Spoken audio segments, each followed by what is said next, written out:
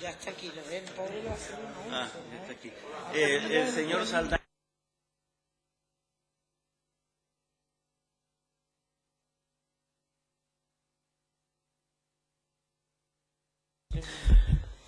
Bueno, buenas tardes. Señorías, damos comienzo a esta nueva sesión del Grupo de Trabajo. Nos acompaña don Ángel Rodríguez Vergara, catedrático de Derecho Constitucional de la Universidad de Málaga. Bienvenido, señor Rodríguez, y cuando quiera tiene la palabra. Pues muchas gracias. Buenas tardes. Siguiendo las instrucciones que se me han dado, pues voy a hacer una exposición que yo creo que no tardaré más de 20-25 minutos sobre algunos aspectos de la reforma de la Ley Electoral de Andalucía y luego, pues con mucho gusto me someteré a las preguntas o a las observaciones que se me quiera hacer por parte de los miembros de este grupo de trabajo.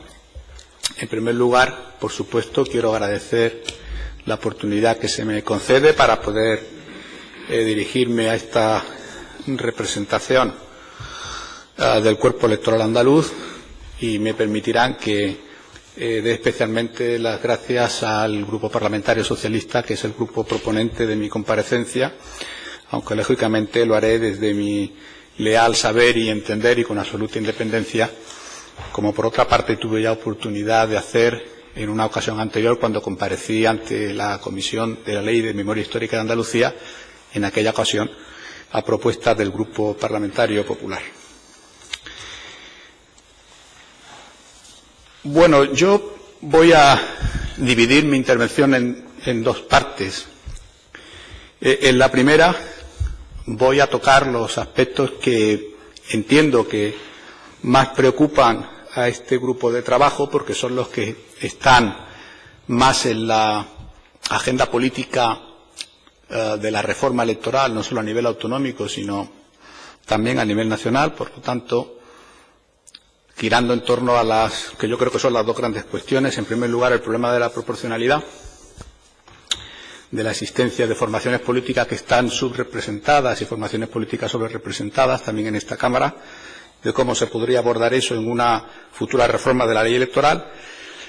Y, en segundo lugar, lo que a mi juicio es el problema principal, incluso yo le concedería más importancia que al primero, que es al intentar diseñar en la ley electoral mecanismos que potencien, que aseguren, que fortalezcan una relación más directa entre el diputado y los electores, lo cual al final del día solamente es posible con dos técnicas: o distritos uninominales y por lo tanto una representación, una relación más directa entre el elector y el diputado, o manteniendo el actual sistema de candidaturas, abriendo, desbloqueando de alguna manera las listas, ¿no?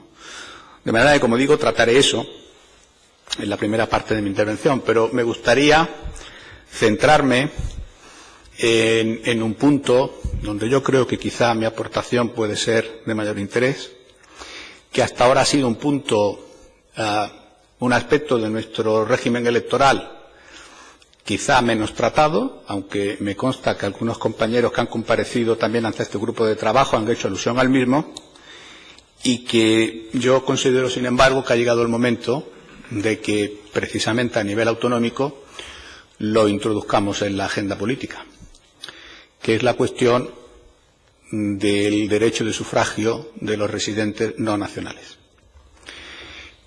Por lo tanto, como digo, no voy a omitir las grandes cuestiones, pero sí me gustaría centrarme en la segunda parte de mi exposición en ese punto. Y además lo hago como representante de un grupo de investigación de varias universidades de Andalucía que ha estado trabajando sobre este tema varios años, y que hace una semana ha conseguido por fin sacar algunos resultados de esta investigación, que, con permiso del señor presidente del grupo de trabajo, pues dejaré aquí por si los miembros del mismo tienen ocasión de consultarlo, con independencia de que creo de que estará también en la biblioteca de la Cámara. Se trata de un número monográfico de la Revista Europea de Derechos Fundamentales, que trata precisamente esta cuestión, la participación política de los extranjeros residentes. Yo sé que abogar por la ampliación del derecho de sufragio en las elecciones autonómicas es una cuestión políticamente controvertida y jurídicamente complicada, pero me parece, por las razones que diré, que ha llegado el momento, creo, de abordar ese tema. Pero eso será dentro de algunos minutos. Como digo, no quiero dejar de pasar la oportunidad sin dar también mi opinión sobre los temas que están, digamos, en la agenda política y sobre los que llevamos ya debatiendo un buen número de tiempo, ¿no? En esa primera parte me van a permitir que el punto de partida sea lo que dice nuestro estatuto, sea lo que las decisiones tomadas por el estatuyente, algunas de ellas quizá controvertidas, pero desde mi punto de vista creo que la reforma electoral que se debe abordar debería de respetar lo que dice el estatuto. Lo diré de otra manera. Creo que el coste político de la reforma estatutaria es quizá excesivamente alto, y si se plantea en esta Cámara una reforma electoral excesivamente ambiciosa, y yo entiendo por excesivamente ambiciosa cambiar las disposiciones del Estatuto sobre el régimen electoral, me parece que las posibilidades de que fracase serían bastante altas. Fundamentalmente por una razón, porque nuestro Estatuto tiene una rigidez, como todos, ¿no? Tiene una rigidez extrema, de manera que, a diferencia de lo que ocurre con la Constitución, porque luego me referiré a la reforma constitucional, reformar cualquier apartado del Estatuto exige someterlo a referéndum. Y esto complica mucho el proceso de reforma. Si hay desacuerdo entre los grupos parlamentarios, el referéndum será una ocasión para poner ese desacuerdo de manifiesto, de manera que la deriva plebiscitaria del referéndum es un riesgo que no deberíamos correr, y si hay acuerdo, evidentemente habrá poca participación popular y, por lo tanto, la reforma saldrá deslegitimada. De manera que, salvo que se abordara, que creo que no es el caso, una reforma estatutaria de mayor envergadura, me parece que cualquier reforma electoral debería de mantener las decisiones que están en el Estatuto, con independencia, como ahora, en fin, como he dicho y como ahora precisaré, del carácter controvertido de algunas de ellas, pero en ese terreno es donde creo que nos deberíamos de mover para intentar hacer una reforma operativa. Bien, ¿cuáles son estas decisiones del estatuyente que yo creo que delimitarían las propuestas de reforma? Pues, en primer lugar, hay una limitación, digamos, política más que jurídica, que es el número de diputados de la Cámara. Es verdad que el Estatuto solamente establece un mínimo, no el máximo, pero desde luego si el aumento de la proporcionalidad o intentar remediar la subrepresentación de algunos grupos pasa por un incremento, al menos por un incremento excesivo del número de diputados, será muy difícil que la opinión pública acepte lo que se va a ver como un incremento de nuestra clase política. Además, yo creo, francamente, que sería difícil que la opinión pública lo aceptara, porque sería difícil de aceptar. De manera que, con independencia de que si los ajustes numéricos necesitan elevar en algún número pequeño ese mínimo de 109, creo que en ningún caso la reforma debería de superar mucho esa cifra. Yo además quiero hacer una reflexión sobre el problema de la falta de proporcionalidad. Me parece a mí que ese problema hoy en día es un problema más teórico que real. Lo que nos han demostrado los últimos procesos electorales, tanto a nivel regional como a nivel nacional, es que cuando el electorado cambia de opinión, los resultados electorales son distintos. Hemos estado mucho tiempo escuchando que el sistema electoral nacional, el sistema ADON para el Congreso de los Diputados, el cual, como ustedes saben, es el que copia con alguna enmienda menor nuestro estatuto, estaba pensado para consolidar un bipartidismo que iba a ser completamente inamovible, etcétera, etcétera. Bien, la ley electoral general no ha variado ni una coma y, sin embargo, la fragmentación política ha llegado a nuestro Parlamento. De manera que quizá ese es un problema que en el pasado podríamos haber tratado de una manera, pero que a la vista de la situación actual quizá deberíamos de enfocar de otro modo. No seré yo el que no abogue por una mayor proporcionalidad, si se puede hacer, pero creo, como digo, que asegurado ya el pluralismo parlamentario, quizá deberíamos de enfocar hacia otro lado nuestra atención. Segundo límite del estatuto. Y me temo que en esta primera parte voy a ser excesivamente conservador, ya dejaré de serlo en la segunda. El estatuto establece la prerrogativa de aforamiento. A mí me parece que se debe de mantener. Comprendo que esto es ir contracorriente, pero estamos en un momento en donde inevitablemente la politización de la justicia está llevando a que los procesos en los que miembros de la clase política o miembros de esta Cámara en concreto están implicados se realizan directamente ante la opinión pública. Si unimos a esto la existencia de códigos éticos o deontológicos en las formaciones políticas que prácticamente obligan a abandonar el escaño cuando se produce una investigación, anteriormente una imputación, etcétera, el resultado, yo creo que inevitable, es que estamos dejando en manos de los jueces el decidir sobre la continuidad de los representantes elegidos por la voluntad popular. Yo creo que esto, en fin, no se le puede poner puertas al campo, pero si a esa realidad unimos la eliminación de los aforamientos, estaremos poniendo esta tremenda facultad de decidir, de enmendarle la plana al pueblo soberano que ha votado a unos determinados representantes a cada uno de los jueces de instrucción del país. Yo no veo la prerrogativa de aforamiento, sobre todo el aforamiento que contempla nuestro estatuto ante el Tribunal Superior de Justicia, salvo casos excepcionales, como un privilegio de los miembros de la Cámara.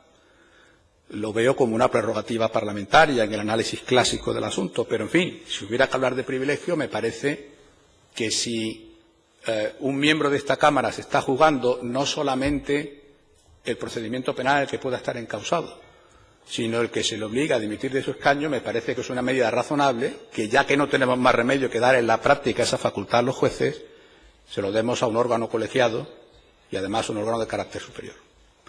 Creo que incluso serían de esta opinión muchos de nuestros jueces de instrucción, que no ven con agrado cómo se descarga sobre ellos no solamente la responsabilidad de una instrucción penal, sino también la responsabilidad de todas las implicaciones políticas que pueda tener una instrucción penal. Como digo, sé que es una opinión a contracorriente, pero me parece que debería de mantenerse, sobre todo por el coste jurídico y, en este caso, político que tendría la reforma. El Estatuto dice también que la circunscripción electoral es la provincia. Aquí también tenemos un margen muy relativo.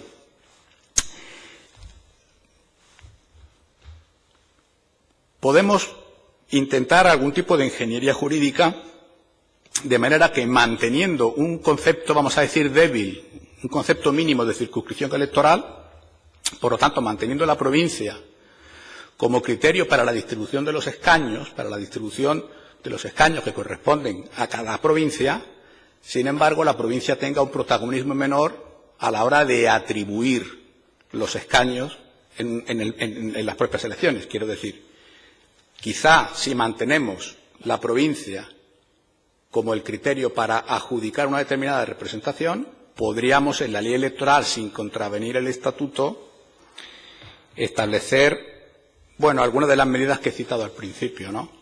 Por ejemplo, establecer dentro de la provincia algunos distritos de carácter uninominal para que pueda fortalecerse la relación entre el elector y el diputado, que yo creo que si se mantuviera, rememorando el régimen alemán, si se estableciera esto manteniendo una distribución también a nivel provincial, el pool, digamos, de voto del partido, de manera que el elector tuviera este doble voto al candidato y al partido, pues podríamos quizá aquí hacer algún intento sugerente. De todas formas, piensen ustedes que mantener la provincia como circunscripción electoral tiene algunas ventajas. Una de ellas es que ya nos está dado, es decir, tenemos un conocimiento tan exhaustivo del comportamiento electoral que cualquier alteración de los límites de la circunscripción provincial para establecer un nuevo sistema inevitablemente no se iba a hacer en el vacío. Es decir, todo el mundo iba a hacer los cálculos correspondientes de esto a quién beneficia, esto a quién perjudica, y en función de eso se definirían las posturas a favor o en contra. Bueno, la provincia ya la tenemos ahí, llevamos 40 años utilizándola, quizás deberíamos de pensar un poquito antes de quitarla. Y finalmente, antes de ceñirme en el tema del voto extranjero, sobre el que quería hablarles con un poquito de más detenimiento, dos cuestiones que también están en el estatuto y que yo mantendría, una de ellas lo mantendría tal como está en la ley, es decir, los criterios de representación de género en las listas electorales. Me parece que la opción que ha hecho la ley electoral de las listas cremalleras ha dado muy buenos resultados, pero claro, dificulta desbloquear listas, distritos terminales, etcétera, etcétera. En principio, por lo tanto, sería complicado mantenerla, pero deberíamos de intentar buscar la forma de hacerlo, porque, insisto, creo que es verdad que hay grupos subrepresentados, pero sobre todo ha habido una subrepresentación de la mujer en nuestras cámaras parlamentarias. Y el establecimiento de las listas cremalleras, como ustedes saben, después del nihil obstat del Tribunal Constitucional, me parece un logro que se debería de mantener. Y, por último, quiero decir algo también sobre los debates. El estatuto solamente dice que los medios de comunicación públicos establecerán debates electorales. A mí me parece que la ley electoral debería de avanzar un poquito más y obligar a las candidaturas a participar en esos debates electorales. Probablemente obligarse a un término excesivamente rígido, pero creo que por la vía de la financiación electoral sí se podría incentivar la potenciación de debates electorales, que creo que en la actualidad es uno de los grandes déficits de nuestro sistema electoral, no solo a nivel autonómico, sino también a nivel global. En segundo lugar, y en lo que me gustaría centrarme, con su permiso, algunos minutos más, la cuestión que, como digo, creo que ha llegado el momento de introducir en la agenda política. Creo que ha llegado el momento de que le demos derecho de sufragio a los electores residentes que no tienen la nacionalidad española. Nuestra Constitución fue en su momento un poquito cicatera en este punto. Como ustedes saben, la situación actual es que solamente la Constitución permite solamente el derecho de sufragio en las elecciones locales, por lo tanto, y siempre que se firme un acuerdo y siempre que se respete el criterio de reciprocidad. Por lo tanto, estamos hablando ahí de competencias que no son autonómicas, y tenemos además el caso de los ciudadanos europeos que además votan en las elecciones al Parlamento Europeo. Nuestro estatuto en este punto fue extremadamente generoso. Hay un mandato estatutario en el artículo 30. El artículo 30 consagra el derecho de participación política. No olvidemos que estamos hablando de un derecho fundamental de los ciudadanos andaluces. Y después de establecer las condiciones para el ejercicio de ese derecho, hay un párrafo segundo del artículo 30 en donde dice que la comunidad autónoma establecerá los mecanismos adecuados para garantizar el ejercicio de estos derechos también a la población extranjera residente. Es verdad que dice dentro del marco constitucional. Por lo tanto, la medida que yo creo que habría que tomar en ese sentido sería doble. En primer lugar, me parece que a ese punto de vanguardia en el que se ha situado nuestro estatuto en relación con este tema, debería de promover que el Parlamento, creo que sería una de las iniciativas que podría tomar este grupo de trabajo, que el Parlamento promoviera ante las Cortes Generales una reforma constitucional del artículo 13 que permitiera a las comunidades autónomas que así lo establecieran en su legislación electoral ampliar el derecho de sufragio a los residentes extranjeros en su territorio. Paradójicamente, esa reforma del artículo 13 sería mucho más sencilla de hacer que la reforma de nuestro estatuto, por lo que le dije al principio, porque nuestro estatuto está blindado con el referéndum en su totalidad, la Constitución, como ustedes saben, solamente en algunos de sus aspectos. Mientras esa reforma llega o no llega, la ley electoral andaluza debería de prever, creo yo, que en el momento en el que esa reforma se llevara a cabo, se ampliara el derecho de sufragio a los electores extranjeros residentes. Es verdad que nuestro estatuto dice que son electores los que tengan la condición política de andaluz. Eso, en principio, excluiría a los extranjeros, pero no es menos cierto que el artículo 30 establece también, como una cláusula que en cierto modo compensa esa declaración de principio, que se ampliará dentro del marco constitucional estos derechos a los extranjeros residentes. Al menos, y con esto concluiría mi intervención, al menos creo que se debería de considerar la posibilidad de establecer alguna posibilidad de participación.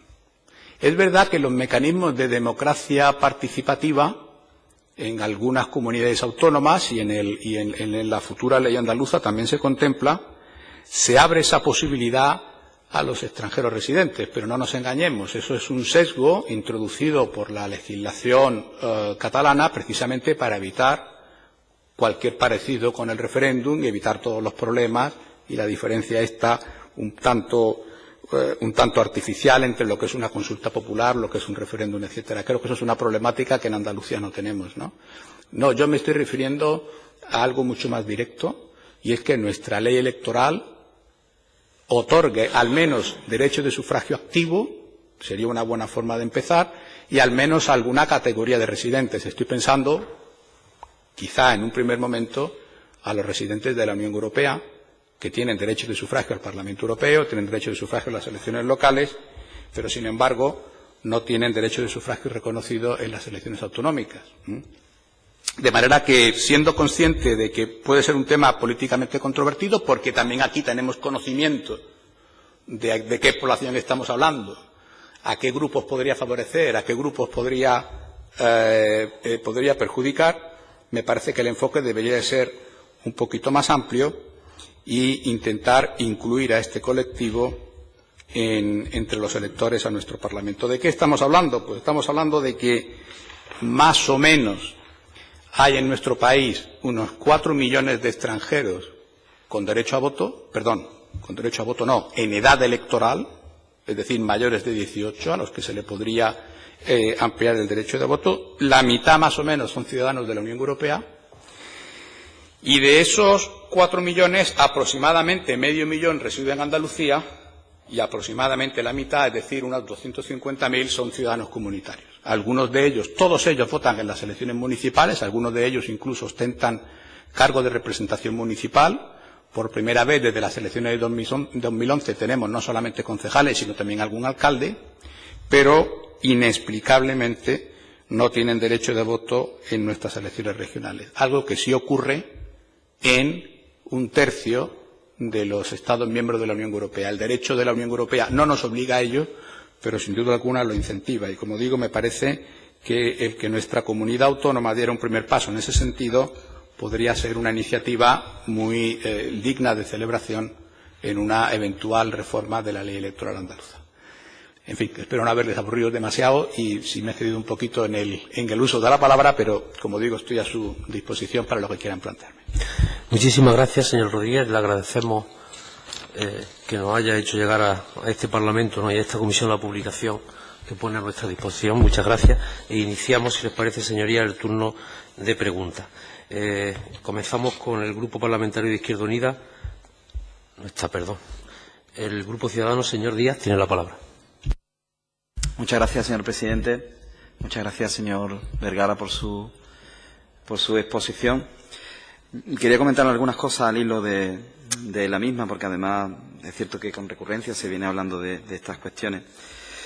Nosotros, es bien conocida nuestra posición, entendemos que la LOREG hay que reformarla por muchas cuestiones. Y, bueno, ya hemos iniciado también otras reformas en otras comunidades autónomas, singularmente en la de Murcia y en la de La Rioja, y estamos también inmersos en la de Madrid. También es verdad, quiero aprovechar para decir que tienen unos procedimientos de reforma que no son tan rígidos como el estatuto, son mayoría. Yo he escuchado pacientemente como algunos comparecientes han aludido en todo caso al consenso. El consenso también impone un poder de veto, que en este caso sería tan malo como otras cuestiones contra las que queremos combatir, y no creo que eso sea un mensaje que le debamos enviar a los ciudadanos, precisamente con la desafección política que hay. Nosotros queremos reformar las normas porque queremos hacerlas mejores. Entendemos que las normas nos han traído hasta aquí, es cierto, pero que son susceptibles de mejora, máxime cuando la ciudadanía lo está pidiendo. Es evidente que son sistemas complejos donde todo está relacionado, y a su vez el sistema electoral forma parte de otro sistema complejo, junto con el sistema de partidos, sistema político.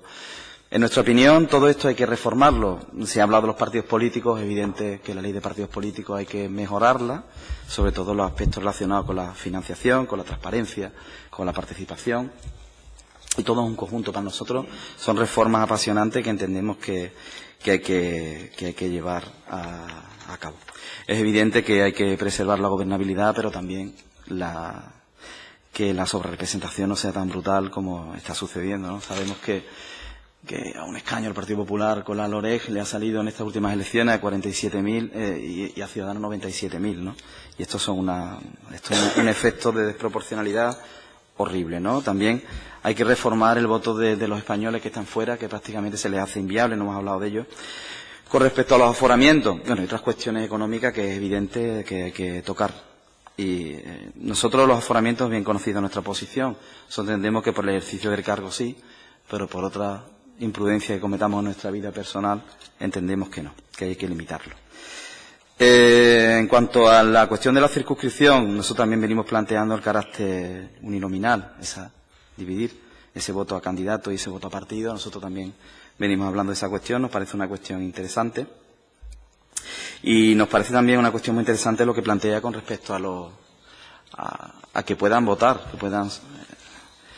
Nosotros tenemos un alcalde en Alcabucín que precisamente somos un ejemplo de esta dicotomía, ¿no? No podemos tener a ciudadanos que están en nuestras Fuerzas Armadas y que luego no puedan votar en las elecciones, singularmente, que les afectan directamente en su modo de vida y en su vida, ¿no?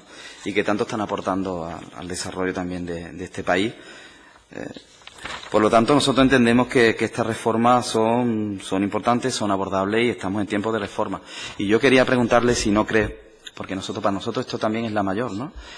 Que es evidente que hay un alejamiento por parte de los ciudadanos de la política y de los representantes políticos. Nosotros queremos revertir eso, reformando el sistema, las instituciones, con transparencia, también con participación política. Por eso queremos también ir más allá. Sabemos que el Estatuto habla de medios públicos. Nosotros entendemos también que hay medios sostenidos total o parcialmente con fondos públicos a los cuales habría que estudiar llegar. No puede ser que los municipios, por ejemplo, un alcalde subvencionando una televisión, solo salga él y el resto de partidos no puedan acceder a explicar a los ciudadanos cuál es su programa electoral, por un subterfugio que no seamos capaces de controlar. Y entendemos que, no sé qué opina, pero que precisamente reformar todas estas cuestiones, haciéndolo equilibradamente, con la profundidad de vida y teniendo en cuenta que hay parámetros que hay que mantener, porque son buenos mantenerlos, pero otros que hay que modificar, no sería muy buena para acercar a los ciudadanos más a la política, para hacerlos más partícipes, no solo de las elecciones, sino de la actividad política en general, y quizás sea una vía por la que los partidos y el sistema debería transitar para minimizar la crisis de representación y la desafección política. Muchas gracias. Gracias, señor Díaz. Señor Rodríguez. Muchas gracias. Sí, yo comparto plenamente el discurso, digamos, de que reformar el sistema electoral es un capítulo importante de la regeneración política, vamos a llamarlo así. Y que el problema de la desafección ciudadana tiene mucho que ver con el sentimiento de los electores de que no tienen una excesiva capacidad para influir a la hora de depositar su voto, o que ésta está trufada de una serie de problemas, ¿no? Bueno, no puedo influir para nada en la persona a la que voto porque me dan una lista, si mi voto está en determinado sitio va a valer mucho menos que en otro, etcétera, etcétera. Lo que ocurre es que salimos de la adolescencia sabiendo que no podemos creer una cosa y su contraria. Y el sistema electoral es un juego muy sutil en donde si primamos una cosa, pues quitamos otra. Yo lo he comparado muchas veces a mis alumnos con el cubo de Rubik, que ahora es menos popular, pero que al menos hace unos años pues sí tenía cierta popularidad. Cuando uno acaba de poner el color verde, resulta que se le ha desarmado el color amarillo. Entonces queremos a la vez proporcionalidad y queremos gobernabilidad. Queremos representación de las mujeres, pero queremos poder desbloquear las listas. No hay más remedio que optar. No hay una fórmula que vaya a remediar este problema. Yo creo que el tema está en el equilibrio. En ese equilibrio, ¿por dónde me pronunciaría yo? A mí me parece que el sistema del doble voto el sistema alemán para entendernos, intenta tener lo mejor de los dos mundos. Tenemos una parte de la Cámara que son listas de partidos, listas cerradas, listas bloqueadas, en donde el protagonismo de los partidos políticos es importante, y tenemos también una parte de la Cámara que es elegida por distritos uninominales, en donde lo que prima es la relación entre el elector, que sabe a qué persona va a votar, a qué persona va a elegir, etcétera, etcétera. Ahora tenemos un problema de partidos férreos, oligárquicos, poco democráticos, etcétera, pero podemos llegar a tener el problema contrario. Alguien que sabe mucho de estos temas, en un foro además, en un foro bastante elevado, dijo, cuidado porque si ponemos distritos uninominales podemos encontrarnos con candidatos financiados por los presidentes de los clubes de fútbol, por poner un ejemplo, ¿no? Con todo el respeto para los presidentes de los clubes de fútbol, pero en fin, sabemos de lo que estamos hablando. De manera que una solución intermedia, hombre, siempre mejor, creo yo, que el desbloqueo de las listas, porque al fin y al cabo los distritos uninominales introduce la competición interpartidaria. Hay un representante en un distrito uninominal, un partido político que se enfrenta con otro. El desbloqueo de las listas lo que introduce es ese fraccionamiento en el interior de las candidaturas. Por lo tanto, si cada uno de los integrantes de una lista va a poder financiar de una manera o influir de cualquier manera a la hora de definir cuáles son las preferencias, desde luego, si ponemos eso, yo sí pondría algo obligatorio que no lo está, y para lo cual Europa ya nos ha pegado un tirón de orejas. Somos uno de los pocos Estados miembros de la Unión Europea en donde no es obligatorio votar en una cabina electoral. Es más, yo en mi colegio electoral intento, aunque solamente sea por pedagogía, cerrar la cortinilla y no puedo. De manera que tener a todos los interventores viendo la papeleta que uno coge, en según qué circunstancias, puede ser más o menos lesivo del secreto de voto. Si además introducimos esas preferencias de manera que el elector va a tener que poner con el bolígrafo una determinada, con independencia de todos los problemas técnicos del incremento de papeletas que habría con resultado de voto nulo, etcétera, etcétera, ¿no? El elector, pues, vota incluso al Senado, que este es un experimento muy interesante. Hablamos listas desbloqueadas, bueno, ya la tenemos en el Senado. ¿Qué es lo que ocurre? Que el 90% de los electores votan con una papeleta que ya viene con las crucecitas puestas desde casa. El número de electores que utiliza la facultad de votar a candidatos de diferentes partidos es prácticamente mínimo. Algo muy parecido iba a ocurrir con el desbloqueo de listas. Por lo tanto, prudencia, vamos a reformarlo, vamos a hacerlo gradualmente, en mi opinión. Vamos a intentar imponer ese sistema de doble voto, como digo, me parece que es una alternativa interesante, y vamos a aprender también de lo que se está haciendo en otros sitios. Es verdad que hay comunidades autónomas que ya tienen cierto recorrido. Bueno, vamos a ver qué resultado les ha dado, ¿no? Una última cosa, por no extenderme más. Yo dudo que podamos obligar a los medios privados a celebrar debates electorales. Yo creo que la cuestión no está tanto en los medios, sino en las candidaturas. Desde luego, si orientamos nuestra financiación, nuestro régimen de financiación electoral a la celebración de debates, será un argumento muy poderoso para incentivar que los candidatos participen en debates electorales. Creo que esa puede ser una alternativa interesante. Gracias, señor Rodríguez. En representación del Grupo Podemos tiene la palabra el señor Moreno de Acevedo. Presidente, muchas gracias. Buenas tardes. No sé si sabrá, en relación con las listas abiertas y desbloqueadas, desde nuestro grupo proponemos el desbloqueo real. Es decir, hasta ahora el monopolio de la actividad política lo tienen los partidos políticos, que está bien, pero impide al ciudadano apolítico, un número muy superior a cualquier otra formación política, apolítico por lo menos que no comulga con los partidos políticos tradicionales, la participación en el sistema electoral, es decir, la posibilidad de presentarse como candidato. Yo quisiera que nos explicara el por qué hay que cubrir en una circunscripción, en determinados procesos, el número total de escaños y en otras no. Es decir, no hay una justificación teórico-legal que fundamente o impidiese la posibilidad de que por la provincia de Sevilla se presentara un señor o una señora a cubrir un escaño en el Parlamento andaluz o nacional, bueno, en este caso en el Parlamento andaluz, él solo. Bueno, ahora mismo eso no es posible, es decir, que si hay un impedimento legal. ¿De qué forma sí, lo podríamos reformar? Sí, pero para eso tendríamos que establecer un distrito uninominal. Porque si un señor se presenta solo y resulta que tiene el voto del 90% de los electores de la circunscripción de Sevilla, el 90% de los electores de la circunscripción de Sevilla han elegido a un diputado. Por lo tanto, las circunscripciones plurinominales necesariamente llevan a una lista. Yo creo que más que abrir la posibilidad de que en circunscripciones uninominales se presente un solo candidato, que me parece técnicamente muy, en fin, la ingeniería jurídica puede hacer maravillas, ¿no? Pero me parece técnicamente muy difícil de llevar a la práctica. Yo sí insisto en que sí se podría hacer, sin necesidad de cambiar el estatuto, siempre que mantengamos la circunscripción provincial para decidir el número de escaños que corresponden a cada provincia.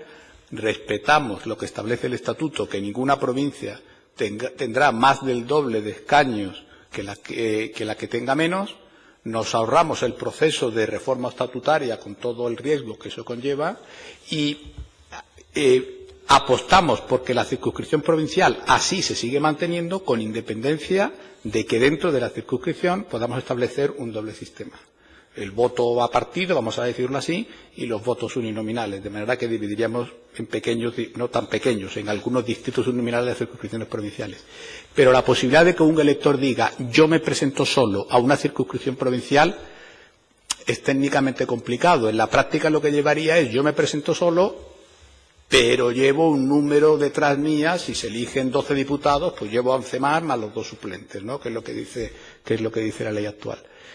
A mí eso me parece que sería difícil de llevar a la práctica. Me parece difícil de llevar a la práctica. Creo. Gracias, señor Rodríguez. En nombre del Partido Popular tiene la palabra el señor Saldaña. Gracias, señor Rodríguez, por su intervención, y permítame que destaque una reflexión que usted ha hecho en relación a, creo que ha hablado de la representación o no sé exactamente si se ha referido a representación o proporcionalidad, pero ha dicho usted que es un debate más bien teórico, un problema más bien teórico, que realmente en el día a día, no es un problema que esté en la calle y que realmente tampoco hay índices en los resultados que ha habido en el Parlamento andaluz como para entender que es un problema real, ¿no? Pero, hilando con algunas intervenciones anteriores y con lo que usted ha comentado, se ha hablado y usted ha lanzado una y otra vez, o al menos alguna vez lo ha comentado, que todo lo que se haga o todo lo que se pueda plantear, evidentemente tiene que tener, de cierta manera, el reconocimiento o que la sociedad lo asuma, ¿no? Y específicamente ha hecho usted en relación al aumento del número de diputados, que en algunas circunstancias pues se ha planteado como una solución a aumentar esa representación de determinados grupos políticos. Termino esta reflexión diciéndole, es muy difícil arrogarse ningún grupo político, que es lo que piensa la ciudadanía. Pero si somos justos, la gente en la calle lo que está hablando es de que gobierne la lista más votada, de que hay muchos políticos, y yo no he escuchado nunca a la gente decir, a lo mejor quizás también de la apertura de listas, también, pero yo no he escuchado nunca, al menos yo no, a la gente decir, mire usted, es que deberíamos quitar un diputado en Cádiz y ponerlo en Huelva, o uno en Huelva y ponerlo en Cádiz. Creo que son más problemas que se crean dentro de las estructuras políticas, ¿no? Dicho esto y con esta reflexión, y humildemente, sin querer arrogarme lo que piensa la gente, porque la gente piensa, hay de todo, la gente piensa muchas cosas, sí le quiero hacer una pregunta muy concreta. ¿Vería usted razonable que se pudiera incluso reducir el número de parlamentarios, aunque fuera con carácter testimonial? Es decir, precisamente por ese sentido de intentar reflejar lo que la gente espera, parece que aquí vamos a la contra en decir, vamos a aumentar el número de diputados. Usted claramente ha dicho que ¿vería usted razonable que, aunque fuera con carácter testimonial, que ya el estatuto del 81, ¿no?, lo permitía, reducir, póngase el caso, pues de 109 a 104 o de 109 a 100, un número, ¿eso lo ve usted razonable? Muchas gracias. Muchas gracias. Bueno, comenzando por esto último, yo no lo vería razonable, por dos razones. Una de carácter formal, porque ese mínimo sí está en el estatuto, y es lo que yo he comenzado diciendo. Me parece que si quieren ustedes avanzar por el proceloso camino del consenso, deben de evitar plantearse temas que lo puedan romper, y creo que la frontera de vamos a partir de lo que dice el estatuto es una frontera razonable. A algunos les gustarán más unas cosas, a algunos otras, pero así nos evitamos esa discusión, nos evitamos tener que someterlo a referéndum. Y por otra parte, desde el punto de vista material, si nos comparamos con otras comunidades autónomas, pues estamos en la franja más baja, digamos, en función del territorio y de la población de Andalucía. 109 diputados me parece una cifra, en fin, bastante razonable. Yo no creo que ni siquiera con carácter testimonial se debería de reducir. Es más, lo que he dicho es, si se aumenta, porque cuando uno se ponga a hacer números para respetar la proporcionalidad, habría que tocar el mínimo de 8 que establece la ley electoral, pero no pueden ser más del doble en la provincia, en fin. Habría que hacer un sudoku matemático y decir, bueno, nos salen bien las cuentas, estamos todos de acuerdo, pero en lugar de 109 somos 112. Bueno, muy bien, es un precio que se puede pagar, ¿no? Y está dentro del estatuto. Pero yo, francamente, reducirlo no lo vería yo. Yo sí creo que introducir estos pequeños, siempre digo pequeños en comparación con los grandes, no serían tan pequeños, introducir algunos distritos uninominales sí revertiría, creo yo, si se me permite la expresión, en la calidad de la representación. Por supuesto, todos los actuales miembros de esta Cámara son dignos representantes del electorado de Andalucía, pero no es menos cierto que el sistema de listas cerradas y bloqueadas lo que propicia inevitablemente, con honradísimas excepciones, es un sistema de selección inversa. De manera que el criterio por el que uno permanece en una lista y, es más, progresa dentro de los lugares de esa lista, pues son criterios que a lo mejor no son completamente operativos para el fortalecimiento de la institución parlamentaria, pues porque inevitablemente se prima la lealtad al partido, etcétera, etcétera. De manera que si eso lo compensamos, eso no está mal, yo creo que no está mal. Creo que también podemos echar de menos partidos fuertes, partidos disciplinados, partidos que aseguren la gobernabilidad. Pero bueno, en esta idea de no desajustar completamente el cubo de Rubik, vamos a darle una oportunidad a candidatos que tengan ellos que ganarse el voto de su distrito uninominal. ¿Y eso qué ocurrirá? Eso repercutirá en que la posición parlamentaria de ese diputado, incluso frente a su propio partido, va a ser mucho más sólida, porque va a decir, oiga, es que yo tengo detrás este número de electores, que ciertamente son del partido, pero donde yo me he bregado en mi distrito para poder ganar la elección. Si uno está el número 7 en una lista electoral, desde luego el protagonismo que tiene, no sé en qué puesto estaban ustedes, quiero decir, un número al azar, el protagonismo que tiene a la hora de decir esos votos también son un poco míos, la postura con la que uno negocia. En alguna conversación sobre estos temas con diputados del Parlamento Europeo, como saben ustedes, andan buscando un procedimiento uniforme, ahora se ha avanzado la proporcionalidad, pero alguna vez he oído una expresión que me parece muy sensata. Si hay alguna diferencia entre los diferentes sistemas electorales, se nota perfectamente aquellos diputados que vienen de un distrito uninominal de aquellos que vienen de distritos plurinominales. Para bien o para mal. No creo que sea operativo tener 109 diputados, cada uno con su propia independencia frente a su grupo parlamentario. Pero bueno, introducir esa vía a mí no me parecería razonable. Una precisión también sobre lo que usted ha dicho. No creo que el problema de la proporcionalidad no es que sea teórico, es un problema real. Lo que ocurre es que las circunstancias políticas han cambiado y lo que hasta hace poco era el principal problema de nuestras instituciones parlamentarias, ahora ya es como mucho el segundo. Nos hemos encontrado cuando tenemos un serio problema de gobernabilidad. Serio quiere decir serio y que todavía no está garantizada la gobernabilidad del país, ¿no? Por lo tanto, si a más proporcionalidad, mayor fragmentación, y si el problema que ahora tenemos, quizá no antes de ayer, pero el problema que ahora tenemos es que tenemos que saber gestionar la fragmentación, a lo mejor no es una buena idea introducir elementos que van a incrementar esa fragmentación. Por lo tanto, mi reflexión iría un poco por ahí. El problema sigue existiendo, Pero el problema de la gobernabilidad, creo yo, y el horizonte de futuro parece apuntar por ahí, probablemente sea un problema más acuciante, ¿no?, a medio plazo. Gracias, señor Rodríguez. En representación del Grupo Parlamentario Socialista tiene la palabra el señor Latorre. Gracias, señor presidente. Bueno, en primer lugar, señor Rodríguez, agradecerle enormemente la exposición que nos ha hecho aquí esta tarde. Le tengo que agradecer la exposición sobre el tema del voto extranjero de los residentes, que creo que nos has dado algunas ideas por las que podemos avanzar, y además por haber sido por haberlo expuesto todo de forma tan clara. Yo sí tenía algunas preguntas que hacerle. Entiendo sabe que en las anteriores comparecencias nosotros hemos estado hablando aquí, hay algunos comparecientes incluso que se han propuesto, por algunos ponentes también, el tema de la creación de alguna circunscripción donde se puedan recoger los restos que sobran de los votos. Entiendo por la exposición que usted ha dicho y por la defensa que ha hecho de que el diputado tenga que estar presente en el territorio y que sea cercano a la ciudadanía a la que representa. Entiendo que usted no sería partidario entiendo por lo que ha defendido, que usted no sería partidario de esa opción. Otra segunda pregunta. Ha hablado, cuando exponía su propuesta sobre el voto extranjero residente, hablaba sobre los 4 millones de extranjeros residentes que existen en España, de ellos unos 500.000 en Andalucía y unos 250.000 que son ciudadanos de la Unión Europea. ¿Tenemos algún dato que nos diga qué porcentaje de participación política tienen estas personas que residen en Andalucía? Y luego una tercera pregunta. Hablaba usted de la cuestión uninominal, ¿no?, del distrito uninominal. Hablaba del sistema alemán. ¿Tiene alguna propuesta concreta para Andalucía? Porque le he escuchado en una última reflexión que se podrían crear algunos distritos uninominales.